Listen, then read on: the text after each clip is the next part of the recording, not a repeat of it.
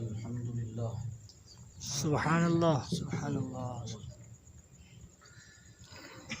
الحمد لله الذي فضل نبينا صلى الله تعالى عليه وسلم على العالمين جميعا وأقامه يوم القيامة للمذنبين المتكبرين الخطائين الهالكين شفيعا صلى الله تعالى وسلم وبارك عليه وعلى كل محبوب عنده ومرضي لديه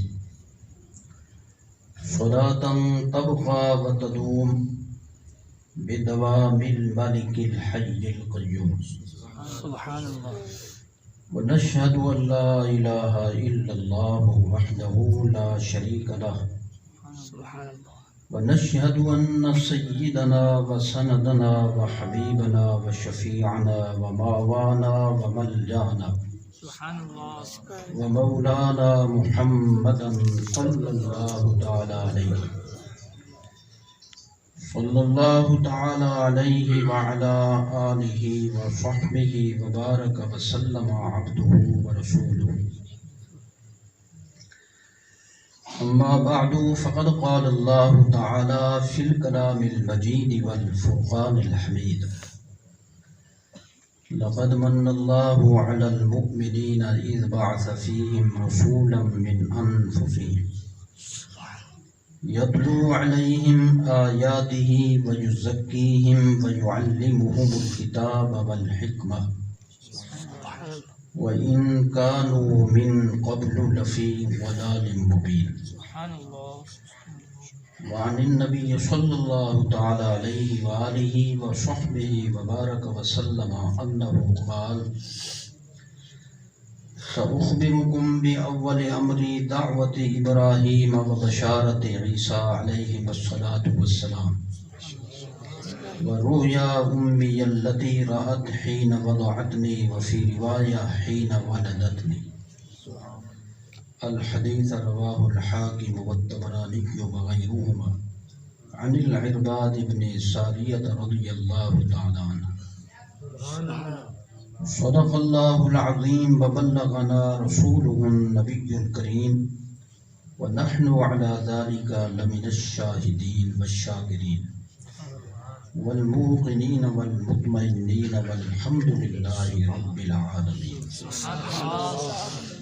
دوشكري اللهم صل على سيدنا وعلى حبيبك وآله وصحبه أجمعين عدد خلقك ورضا نفسك وزنة عرشك ومداد كلماتك الصلاة والسلام عليك يا رسول الله مل کر پڑھنا چاہیے الصلاة والسلام علیکم یا سیدنا والسلام عليك يا سيد المرسلين الصلاة والسلام عليك يا شفيع المذنبين وعلى آلك وأصحابك يا رحمة للعالمين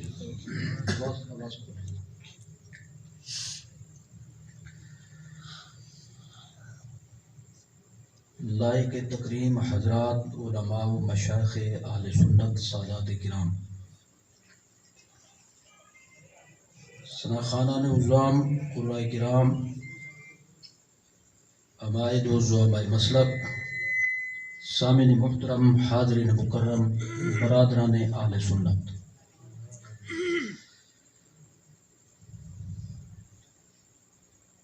عزیز القدر فاضل جلیل مولانا محمد منیر احمد صاحب ویسی صلی اللہ تعالی اور ان کی جماعت کی اس جامعہ کے حوالے سے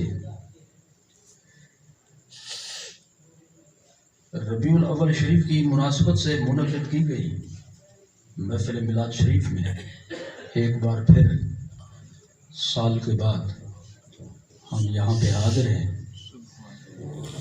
شرکت اور شمولیت کا شرف حاصل کر رہے ہیں۔ سب سے پہلے دعا ہے کہ اللہ تعالیٰ جملہ بانیان محفل کی بنا کو انتظام کو، انصرام کو، اہتمام کو،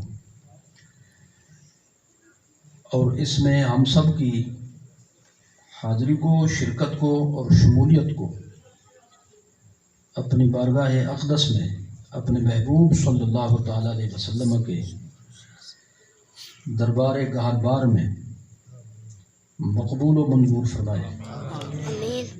سب حاضرین کے حسب حال اللہ تعالیٰ فضل و کرم فرمائے۔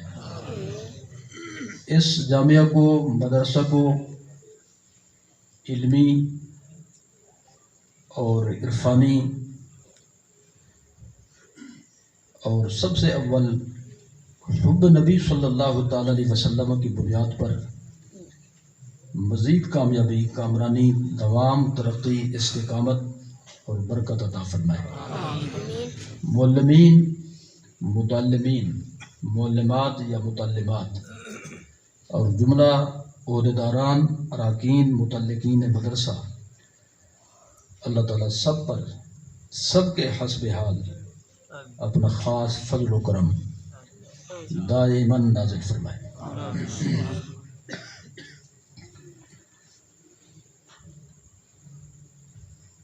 محفل کے موضوع کے مطابق اور عنوان کے تناظر میں میں نے جو چند باتیں عرض کرنی ہیں مختصر وقت میں، ان سب معروضات کی بنیاد ایک آیت کریمہ کو بنانا چاہتا ہوں۔ آیت کریمہ بہت اس معنی میں معروف ہے، مشہور ہے کہ اس کو بہت پڑھا جاتا ہے، خصوصاً ربیع الاول شریف کے مقدس مہینے میں۔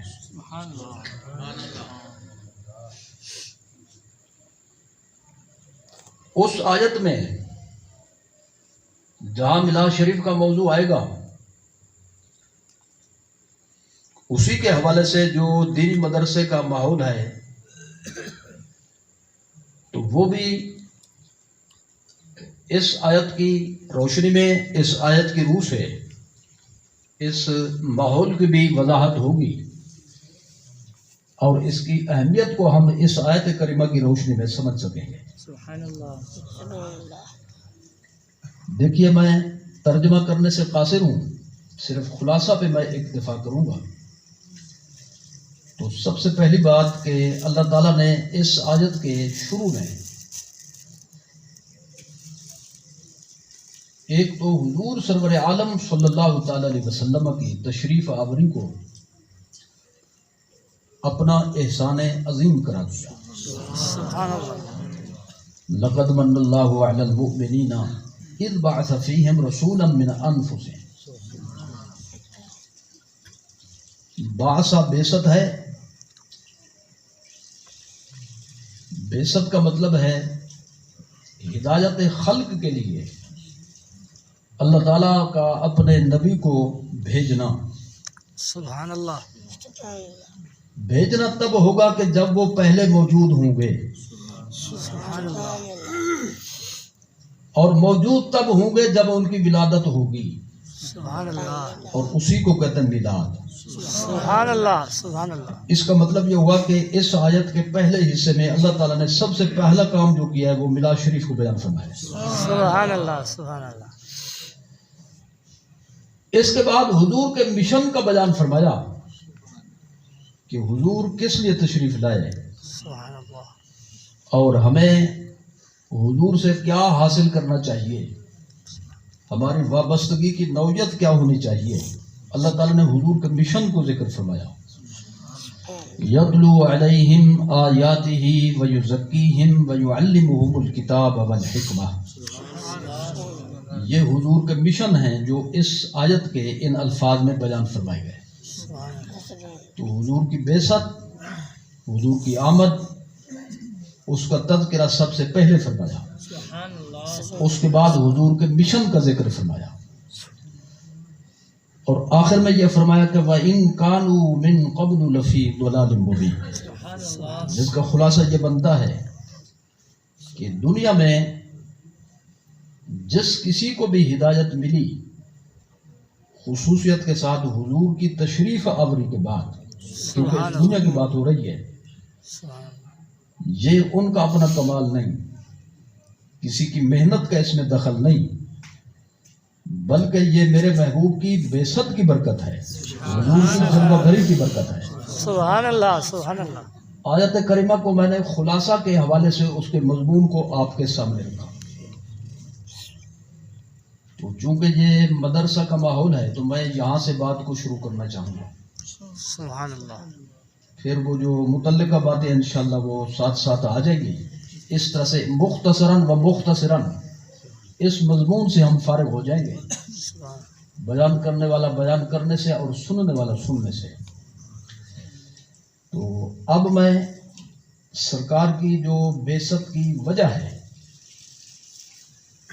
حضور کی بعثت، آپ کی تشریف آوری کی جو وجہ ہے وہ کیا ہے، حضور یہاں پہ کیا فریضہ سر انجام دینے کے لیے اللہ تعالیٰ کی طرف سے تشریف لائے، اور ہمیں پھر اس حوالے سے کیا رویہ رکھنا چاہیے، ہماری روش کیا ہونی چاہیے۔ تو آئیے ذرا اس پر غور فرمائے۔ 4 مشن حضور کے بیان کیے گئے۔ سبحان اللہ۔ یتلو علیہم آیاتہ ویزکیہم ویعلمہم الکتاب والحکمہ۔ سبحان اللہ سبحان اللہ۔ میں ان کا بھی خلاصہ عرض کروں گا۔ حضور کا ایک مشن تو یہ ہے کہ حضور اپنے متعلقین کو،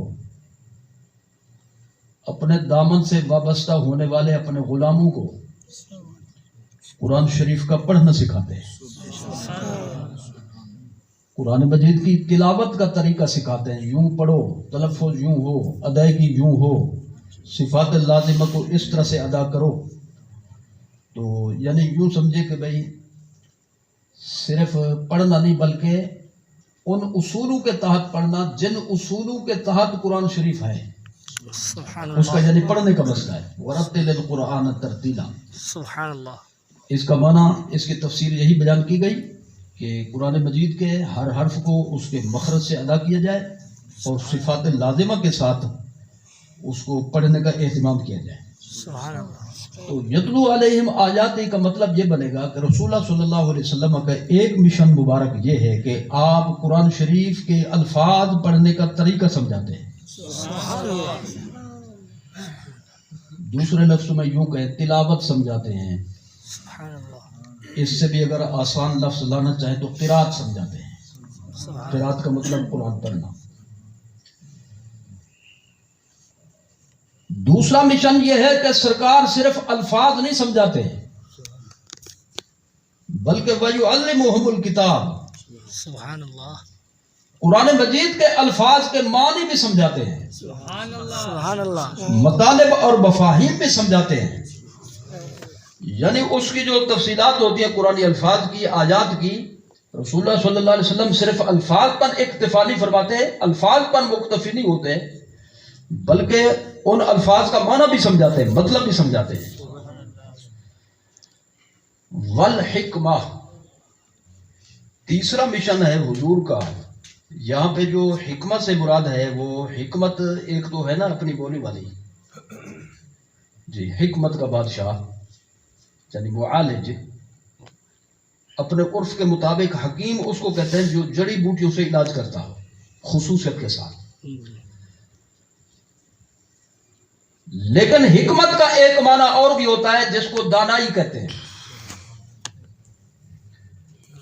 دانائی کا یہ مطلب ہوتا ہے کہ اللہ تعالیٰ نے جس چیز کو جس بنیاد پر پیدا فرمایا اس بنیاد کو سمجھنا، یعنی چیزوں کے حقائق کو سمجھنا، چیزوں کے حقائق کو سمجھنا۔ ایک تو یہ ہے نا کہ بے اندازے سے بھئی یہ جو ڈبہ رکھا ہوا ہے یہ کوئی پیکٹ ہے جی، اس میں کوئی بسکٹ ہے، اس میں ہے نہیں، یہ مشین ہے اس کی لاؤڈ اسپیکر والی۔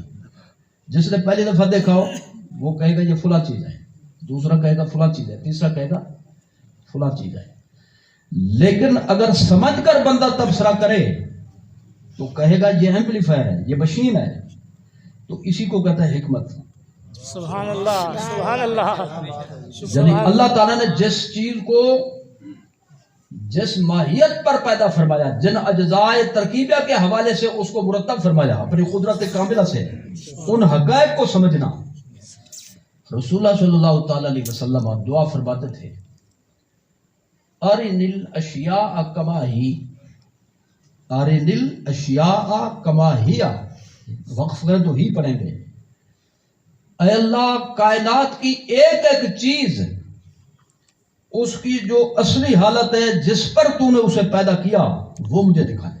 سبحان اللہ، رسول اللہ صلی اللہ تعالیٰ علیہ وآلہ وصحبہ مبارک وسلم کیا ہر نبی مستجاب الدعوات ہے، کسی نبی کی دعا رد نہیں ہوتی ہے، بے شک، تو لہذا حضور سرور عالم صلی اللہ تعالی علیہ وسلم کائنات کی ایک ایک چیز کی حقیقت کو جانتے ہیں، کیونکہ آپ نے تمام اشیاء کے متعلق دعا فرمائی اور دعا یقیناً قبول ہوئی، اور جو یہ عقیدہ نہ رکھے دعا کی قبولیت کا وہ خود غیر مقبول ہے، وہ خود، میں مردود کے لفظ سے ذرا تھوڑا سا پہلو تہی کر رہا ہوں بھی خواہ کوئی چونک نہ جائے، اس پہ پتہ نہیں کوئی گالی نہ ہوا، گالی نہیں ہے، مقبول جس کو قبول کر لے جائے، مردود جس کو رد کر دیا جائے، یہ کوئی اتنا بڑا لفظ جس کو ہم سرکی میں کہتے ہیں نامراد، کیا کہتے ہیں؟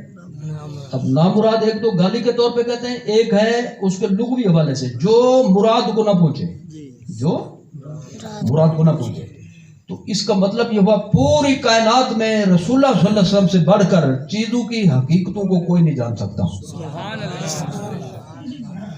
تو حکمت ایک ہوتی ہے ترجمانی فطرت، یعنی فطرت یہ اصلیت ہوتی ہے چیز کی، تو بندے کا اس کی حقیقت تک پہنچ جانا اس کو کہتا ہے حکمت۔ وَمَن يُؤْتَ الْحِكْمَةَ فَقَدْ أُوتِيَ خَيْرًا كَثِيرًا، سبحان اللہ، جس شخص کو حکمت عطا کر دی گئی اسے خیر کثیر عطا کر دی گئی۔ کثیر کبھی کبھی کل کے معنی بھی آتا ہے، معنی یہ ہوگا کل بھلائی گویا کہ اس کو مل گئی، کل بھلائیاں اس کو مل گئی جس کو حکمت مل گئی۔ حکمت کا مطلب ہے فطرت کو سمجھنا، کس کو؟ فطرت کو، اصل کو سمجھنا۔ مثلا یہ کہ بھئی انسان کی اصل کفر نہیں ہے، انسان کی اصل ہے اسلام۔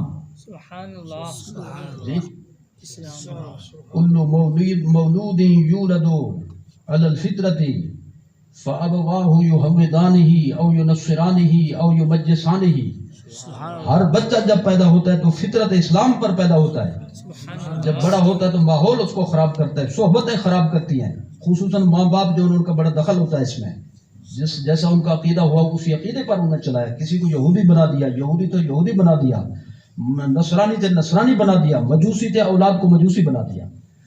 تو اصل کیا ہے جی؟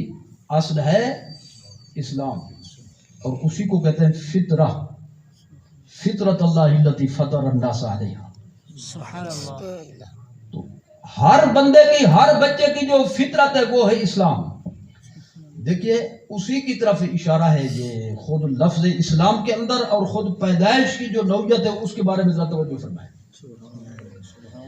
اسلام کا مطلب ہوتا ہے سر جھکانا، اسلام کا مطلب ہوتا ہے سر جھکانا۔ سر جھکانے کے دو معنی ہوتے ہیں، ایک تو لغوی کہ واقعی بندہ سر نیچے کر دے، اور دوسرا معنی ہوتا ہے الانقیاد، اطاعت کرنا۔ سر جھکانے کا مطلب کہنا ماننا، فرما برداری کرنا۔ تو اس کا جو لفظی ترجمہ ہے وہ ہے سر کو جھکانا۔ آپ ذرا توجہ فرمائیں گے تو انشاءاللہ یہ حقیقت واضح ہو جائے گی۔ کوئی بھی بچہ یا بچی جب پیدا ہو تو بتاؤ پہلے پاؤں بہراتے ہیں یا سر بہراتا ہے؟ سر جی، میں اس کو یہاں پہ چھوڑ دیتا ہوں، کل تحقیق کیجیے گا، مجھے فون پہ بتا دیجیے گا، پھر اگلی بات بعد میں کریں گے۔ جی، جن کو پتا ہے وہ صحیح بول رہے ہیں، بولو۔ سر اچھا، سر جو باہر آتا ہے تو منہ نیچے ہوتا ہے یا گد نیچے ہوتی ہے؟ جی، میرے خیال میں اس مسئلے پر تحقیق نہیں کی کبھی۔ ہاں، تو صبح آپ تحقیق کر لیجیے گا کسی ڈاکٹر صاحب سے جو اس کے ماہر ہو۔ جی، بچہ جب اللہ تعالیٰ کے حکم سے اس دنیا میں ماں کے بطن سے باہر آتا ہے تو اس کا سر ہوتا ہے پہلے باہر نکلتا ہے، سر ہوتا ہے نیچے سجدے کی شکل پہ۔ سبحان اللہ، گویا کہ جب وہ زمین پہ آتا ہے تو اس کا سر سجدے میں جاتا ہے۔ تو یہ اس بات کی طرف اشارہ ہے کہ ہر بچے کی فطرت اسلام ہے۔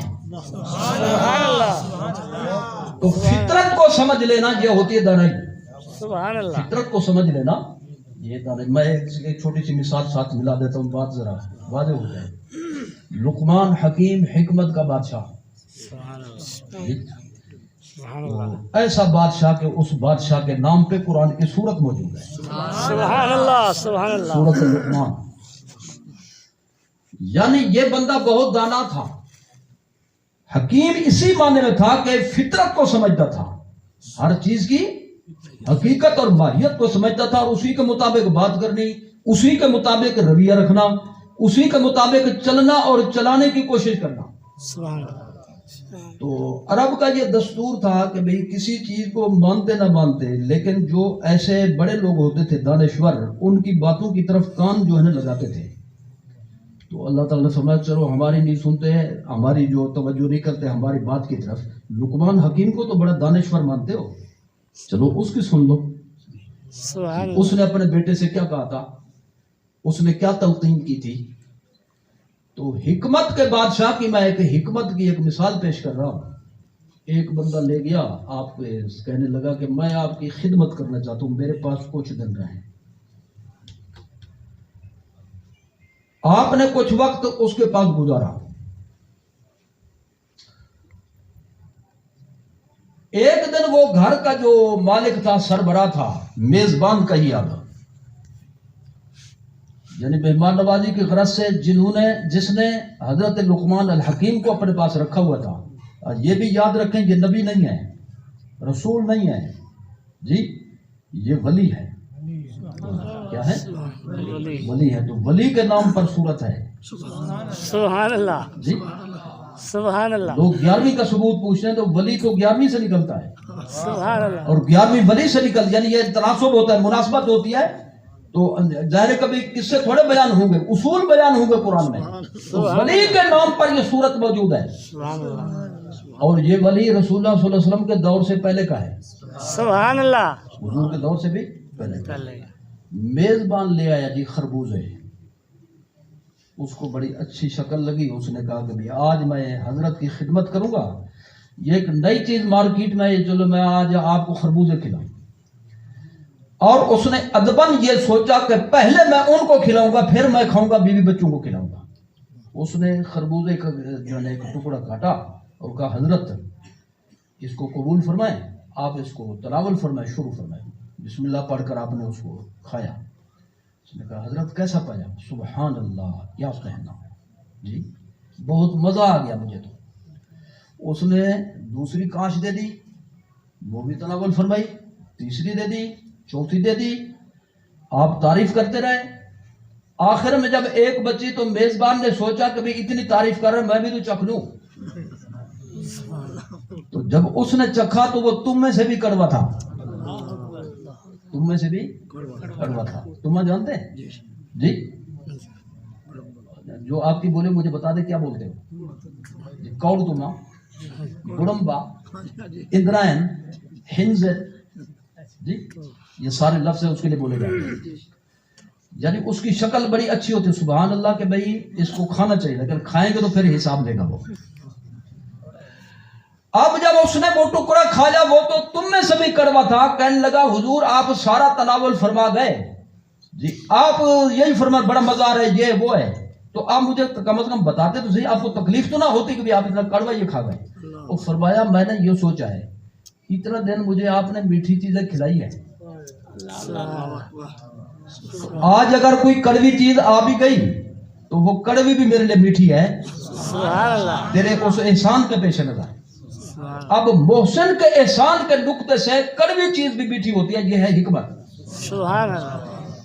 تو حکمت کا ایک معنی یہ ہے, لیکن جو اس آیت میں اس وقت میں بیان کرنا چاہتا ہوں وہ ہے حدیث نبوی. سبحان اللہ.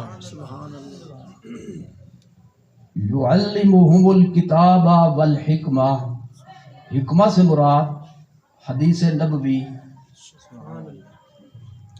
یونانی طریقہ علاج نہیں, وہ جو فطرت والی تشریح ہے وہ یہاں پہ مراد نہیں ہے. معنی اس کا ہوتا ہے کسی کسی جگہ پہ, لیکن یہاں پہ الحکمہ کا معنی ہے حدیث نبوی. تو معنی کیا ہوگا؟ معنی یہ ہوگا میرا محبوب اپنی امت کو, اپنے متعلقین کو, اپنے وابستگان کو قرآن کے الفاظ کا طریقہ سمجھاتا ہے، یوں پڑھو، سبحان اللہ اور پھر الفاظ کا مطلب سمجھاتا ہے کہ اللہ یہ فرمانا چاہتا ہے، سبحان اللہ کی مراد ان الفاظ سے یہ ہے۔ اور تیسری چیز، تیسرا مشن یہ ہے کہ حضور اپنی حدیث پاک کی بھی تلقین فرماتے ہیں، حدیث بھی ان کو سکھاتے ہیں۔ سبحان اللہ اچھا پہلے تو اسی کو صاف کر لیتے ہیں بھئی الحکمہ سے مراد حدیث نبوی ہے، تو میں آیت کی تفسیر آیت سے پیش کرنا چاہتا ہوں۔ وَأَنزَلَ اللَّهُ عَلَيْكَ الْكِتَابَ وَالْحِكْمَةَ وَأَنزَلَ اللَّهُ عَلَيْكَ الْكِتَابَ وَالْحِكْمَةَ وَعَلَّمَكَ مَا لَمْ تَكُنْ تَعْلَمْ وَكَانَ فَضْلُ اللَّهِ عَلَيْكَ عَظِيمًا۔ اللہ نے آپ پر دو چیزیں نازل فرمائیں، ایک کتاب، ایک حکمت۔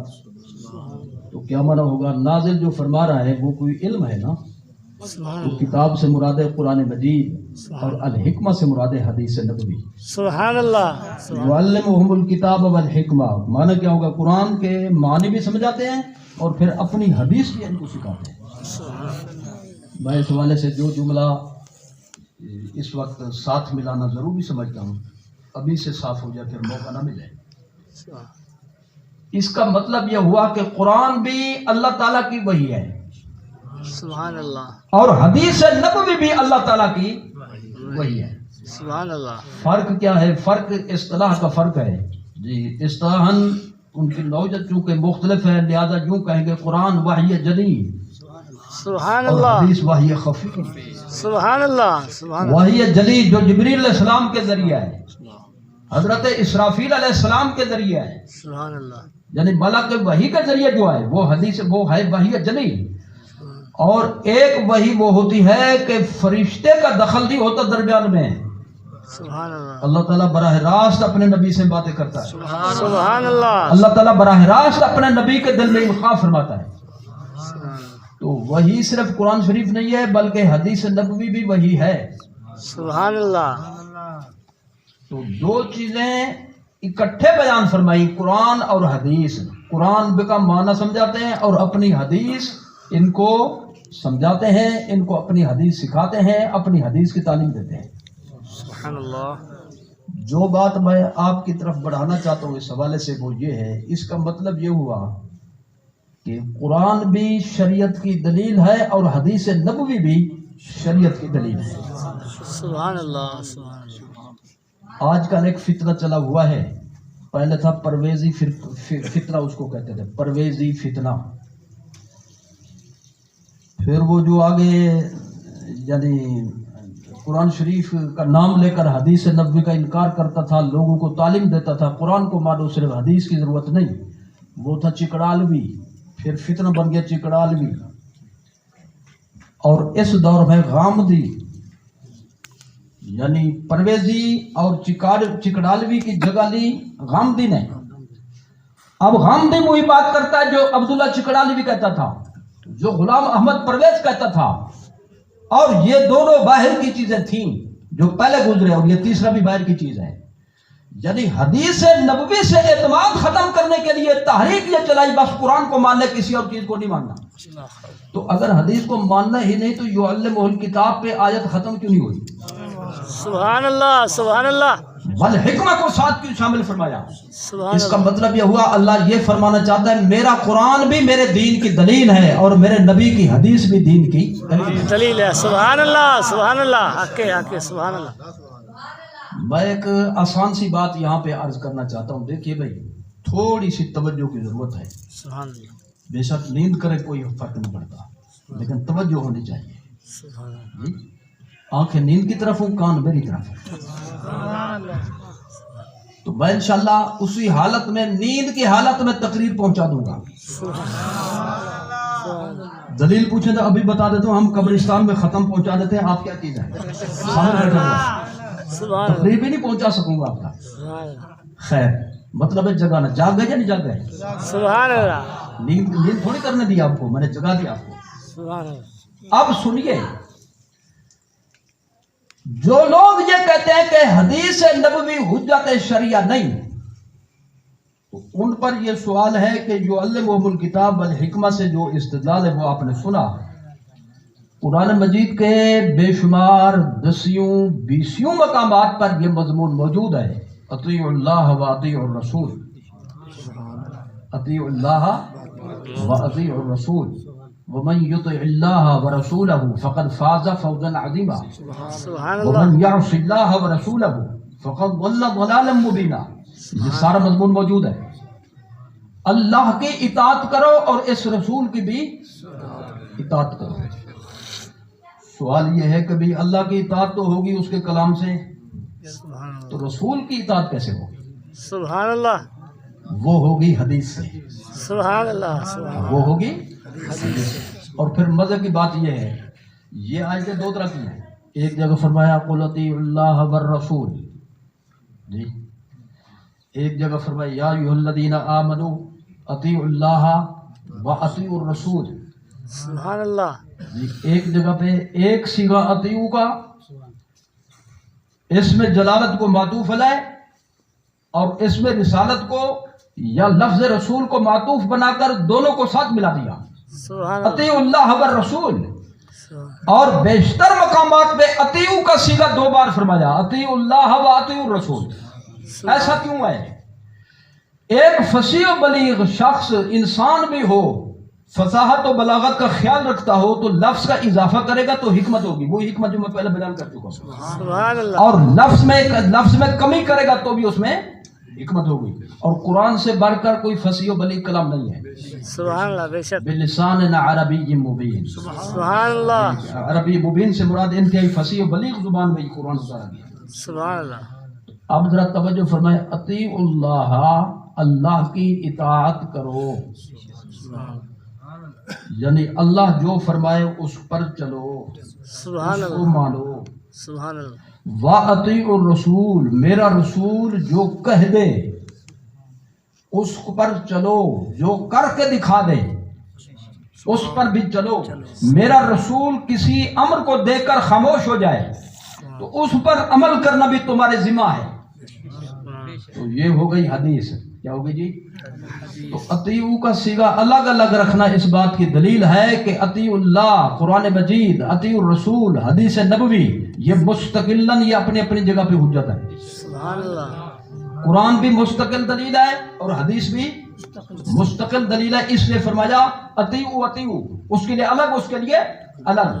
لیکن جہاں پہ فرمایا اطیعوا اللہ والرسول، دونوں کو ملا دیا، اس میں یہ بتانا مقصود ہے، یہ نہ سمجھنا کہ رسول کی اطاعت اللہ کی اطاعت سے ہٹ کر ہے، سبحان اللہ، سبحان اللہ، یہ نہ سمجھنا کہ رسول کی فرما برداری کرنا اللہ کی فرما برداری سے ہٹ کر ہے، بلکہ جس نے میرے رسول کا کہنا مانا ایسے ہے جیسے میرا کہنا مان رہا ہو۔ سبحان اللہ، سبحان اللہ، یہ لفاظی نہیں ہے، قرآن مجید کی نص صریح عبارت النص اس میں موجود ہے، من یطع الرسول فقد اطاع اللہ، سبحان من یطع اللہ، الرسول فقد اطاع اللہ، جس نے میرے اس پیغمبر کی اطاعت کی تو بلا شک و شبہ اس نے اللہ کی اطاعت کی۔ سبحان اللہ، تاکہ کوئی حدیث کو قرآن کے خلاف نہ سمجھے، جی، یہ نہ سمجھے کہ حدیث نبوی کوئی ایک بناوٹی چیز ہے، مصنوعی چیز ہے، بلکہ اللہ نے اطیعوا اللہ و اطیعوا الرسول فرما کر اس حقیقت کو واضح کر دیا۔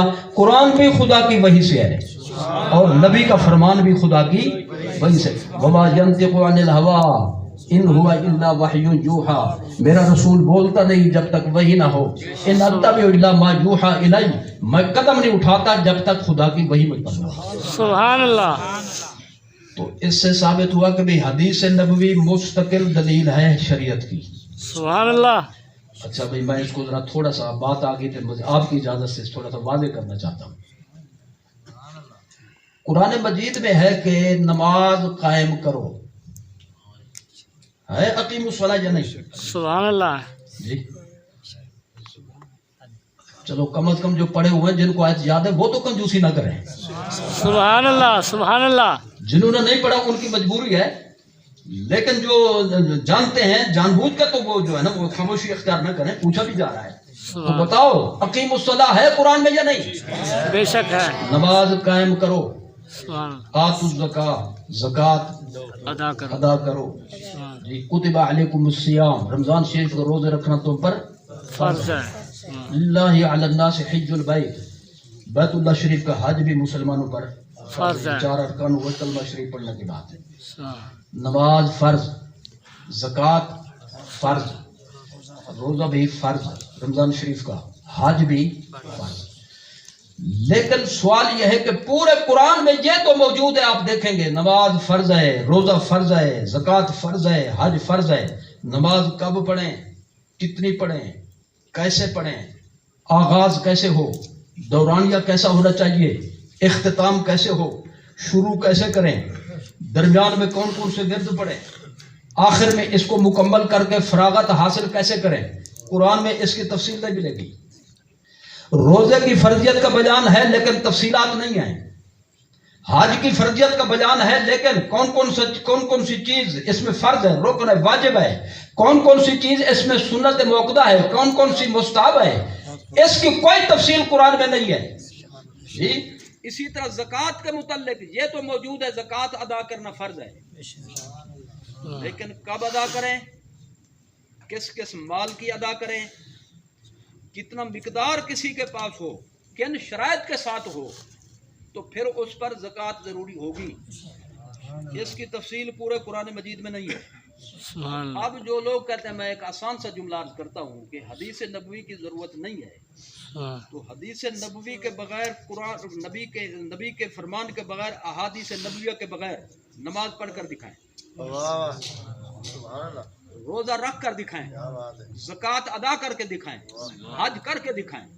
اسی لیے اللہ نے فرمایا اطیعوا اللہ، اللہ کا کہنا مانو، یعنی حج فرض ہے، مان لو، ہم نے جی تسلیم کیا اس کو اور اس پر عمل کرنا ہے۔ زکوٰۃ فرض ہے، اس کی فرضیت پر ایمان رکھو اور تہیہ کر لو کہ ہم نے جس پر ضروری ہوئی اس کو ادا کرے گا۔ اسی طرح سے روزہ فرض ہے، دل سے تسلیم کرو، نماز فرض، روزہ فرض، حج فرض، زکوٰۃ فرض، یہ ساری باتیں دل سے تسلیم کرو اور عمل کرنے کا تہیہ کرو۔ لیکن طریقہ کار کہاں سے ملے گا؟ فرمایا اطیعوا الرسول، جی نماز کی تفصیل پوچھنی ہے تو میرے رسول سے پوچھو، روزے کی تفصیل پوچھنا ہے تو میرے رسول سے پوچھو، زکوٰۃ کی تفصیل پوچھنی ہے تو میرے رسول سے پوچھو۔ اسی طرح ہر فرض کی تفصیل کون بتائے گا؟ میرا رسول بتائے گا۔ کیا مجبوری تھی اللہ تعالیٰ کو؟ اللہ مجبوری سے پاک ہے، تفصیلات خود بیان کر دیتا۔ مجمل کیوں رکھا، مبہم کیوں رکھا، غیر مفصل کیوں رکھا، تفصیل کو اطیعوا الرسول پر کیوں محول فرمایا؟ اس لیے محول فرمایا تاکہ پتہ چلے کہ نماز فرض ہے لیکن تفصیل ملے گی حدیث نبوی سے، روزہ فرض ہے طریقہ کار ملے گا حدیث نبوی سے۔ اللہ تعالیٰ حدیث نبوی کی حجیت کو بیان کرنے کے لیے جان بوجھ کر اس نے اس مسئلے کو یوں ہی بیان کیا تاکہ کوئی یہ نہ کہہ سکے حدیث نبوی ماننے کے قابل ہے۔ نعرہ تکبیر، نعرہ رسالت، شان مصطفیٰ، مقام مصطفیٰ۔ ایک میں آسان سا جملہ عرض کرنا چاہوں گا، انشاءاللہ کھڑی ملاشر کی برکت سے محفوظ رہ گئی انشاءاللہ۔ جی درود و سلام جا رہا ہے، آواز جا رہی ہے، اور جو آئے گا تو نثار تیری چہل پہل پر سگنل نہیں دے رہا ہزار ہوئی ہے ربیع الاول سوائے ابلیس کے جہاں میں سبھی دو۔ جب آئے گا نہیں تو گاڑی کیسے کھینچے گا؟ تسلی رکھیں، غور کرنا بھی ضروری ہوتا ہے۔ اب ذرا توجہ فرمائیں، حضور سگنل نہیں آ رہی تھی میرے پاس، اس لیے میں نے دیکھنے کے لیے گیا ہوں۔ میں کوئی بات نہیں، سگنل کیا ضروری ہے؟ جنہوں نے کچھ بھی نہیں لگوایا ہو ان کی بھی تو کھڑی ہوئی ہے، ان کی بھی تو کھڑی ہوئی ہے۔ چلو اب آ رہے ہیں جی، سگنل آ گئے ہیں یا دیکھنے کے بعد آ گئے ہیں؟ ابھی تک نہیں آیا۔ اچھا نہیں، یہ تو گاڑی تو کھڑی ہے نا، ہاں جی، تو یہ اس کا مطلب یہ ہوتا ہے کہ یہ نظام خرابی جو ہے نا خراب بھی ہو جاتا ہے کبھی کبھی۔ اعتماد اس پہ نہ کیا کریں، اعتماد اللہ پہ ہو، اس کے رسول پہ ہو۔ یہ جو آیت الکرسی رات کو پڑھ کر ایسے جو نا کڑا دے کر سو جاؤ، کوئی چوری نہ ہو سکے، وہاں کون سے سگنل ہوتے ہیں بھائی؟ سرکار کی آمد، مرحبا، حقی کی آمد، مرحبا، مدنی کی آمد، مرحبا، اقبال کی آمد، سونے کی آمد، مرحبا، مٹھے کی آمد، مرحبا، لبیک لبیک لبیک یا رسول اللہ، لبیک لبیک لبیک یا رسول ایک اللہ۔ بات کنفرم معلوم کر لیں جو ٹائم میں نے نور عالم صاحب سے صرف کیا ان پہ وہ میرے کھاتے میں نہیں پڑے گا، میرا ٹائم اب چلے گا. چلیے جاگے نہیں جاگے. دیکھیے بھائی جو لوگ کہتے ہیں بھائی حدیث نبوی کو نہیں ماننا، ان کا ایک علاج ہے، بہترین علاج ہے. سبحان اللہ، ایسا علاج آپ جب سمجھ لیں گے تو بیڑے ہی پار ہے انشاءاللہ. سبحان اللہ سبحان اللہ. دیکھو بھائی جو لوگ کہتے ہیں کہ بھئی حدیث نبوی ماننے کے قابل نہیں، معاذ اللہ حجت شریعت انسان تھے حضور، جس طرح ہماری باتیں ان کی باتیں تھیں، بس صرف ان پر وحی آ گئی. جی فرق یہ ہے ہم اسی وحی کے پابند ہیں، حضور کے ذاتی جو اقوال افعال ہیں. جی یعنی ساری آیتوں کا بھی انکار کر گئے، یاتی الرسول منکر ہو گئے، یعلم الکتاب والحکمہ. ان سب باتوں کو چھوڑ کر میں ایک اس کی بنیادی بات عرض کر، ان سے پوچھو کتا حلال ہے کہ حرام ہے؟ حرام. اچھا بلّہ حلال ہے کہ حرام ہے؟ حرام. ان سے پوچھو، آپ تو جانتے ہیں. چوہا، چھپکلی، گیدڑ، بھیڑیا، شیر، جی گدھا، یہ سب کے سب ان سے کو قرآن سے دکھاؤ. سبحان اللہ سبحان اللہ. قرآن سے دکھاؤ کہ یہ حرام ہے، نہیں تو کھاؤ. تو معلوم ہے جو حدیث نبی کو نہیں مانے گا کتے کھانے پڑیں گے، چوہے کھانے پڑیں گے، حرام کھانے والا بننا پڑے گا. اسے بہتر نہیں ہے کہ ہر حرام سے بچو، نبی کے فرمان کو وہی مرتبہ دو جو اللہ اس کے رسول نے متعین کیا. سبحان اللہ. اکے سبحان اللہ. بے شک اللہ اکبر. یہ اچھا کہ انہوں نے نعرہ زور سے نہیں لگایا، پچھلے دوستوں کو نیند خراب ہو گئی. اللہ اکبر. یا رسول اللہ. آپ نے بڑی زیادتی کی، سب کو جو نا جگا دیا آپ نے. اچھا خیر اب غور فرمائیں، میں سب سے بڑی بات اس حوالے سے عرض کرنا چاہتا ہوں. سبحان اللہ. کہتے ہیں قرآن پہ آ جاؤ، صرف قرآن کو مان لیتے ہیں، قرآن پر بات ٹھہر جائے گی، بس کسی اور طرف ہمیں نہیں جانا پڑے گا. تو میں اس حوالے سے ایک جملہ، آخری جملہ جس کے بعد کسی بحث کی ضرورت نہیں پڑے گی، آپ کو نوٹ کرانا چاہتا ہوں. یہ بتائیں کہ یہ قرآن ہے، اس کا پتہ کہاں سے چلے گا؟ جی سبحان اللہ. قرآن کس پہ اترا؟ سرکار پہ. پکی بات ہے، سبحان اللہ. پکی بات ہے کسی قسم کا شک و شبہ؟ تو قرآن کس نے ہمیں بتایا؟ کس نے بتایا کہ یہ قرآن ہے؟ سرکار نے. تو رسول اللہ صلی اللہ علیہ وسلم جب فرمائیں گے اپنی زبان مبارک سے بھائی یہ قرآن ہے، یہ میری بات ہے، وہ حدیث تو ہو گئی. سبحان اللہ سبحان اللہ. تو قرآن کا پتہ بھی حدیث کے بغیر نہیں چل سکتا. سبحان اس لیے اللہ نے فرمایا بھائی یعلمہم الکتاب والحکمہ. سبحان اللہ میرا سبحان اللہ. نبی قرآن بھی سمجھاتا ہے اور اپنی حدیث بھی سمجھاتا ہے. سبحان اللہ. بے شک بے شک. یہ ہوگا جی 3 مشن. چوتھا مشن ہے وَيُزَكِّيهِمْ. سبحان اللہ وَيُزَكِّيهِمْ. سبحان اللہ. حضور ان کا تزکیہ فرماتے ہیں. سبحان اللہ سبحان اللہ. ایک ہوتے طہارت، ایک ہوتے تزکیہ. سبحان اللہ. عموماً طہارت کا اطلاق ہوتا ہے ظاہری پلیدی کو دور کرنا. سبحان اللہ. گندگی لگ گئی جسم پر، اس کو ہم نے زائل کیا متجنہ طریقہ سے، یہ ہو گئی طہارت. سبحان اللہ. بے وضو تھا بندہ وضو کر لیا جی، تو بے وضوئی بھی ایک نجاست ہے، ایک قسم کی حکمی. بولو کیا ہے؟ حکمی نجاست ہے. تو بے وضوئی حدث کہتے ہیں اس کو. حدث کا معنی نجاست. نجاست کون سی؟ حکمی. تو اس کو ہم نے زائل کیا، یہ ہو گئی طہارت. کپڑا پاک کیا، یہ ہو گئی طہارت. طہارت. غسل کیا، یہ ہو گئی طہارت. طہارت. تیمم کیا، یہ ہو گئی طہارت. طہارت. کپڑے کو گندگی لگ گئی، اس کا ازالہ کیا مریا غیر مریا کا متعین طریقے کے مطابق، یہ ہو گئی طہارت. طہارت. لیکن تزکیہ کہتے ہیں اندر کو صاف کرنا. کیا کرنا؟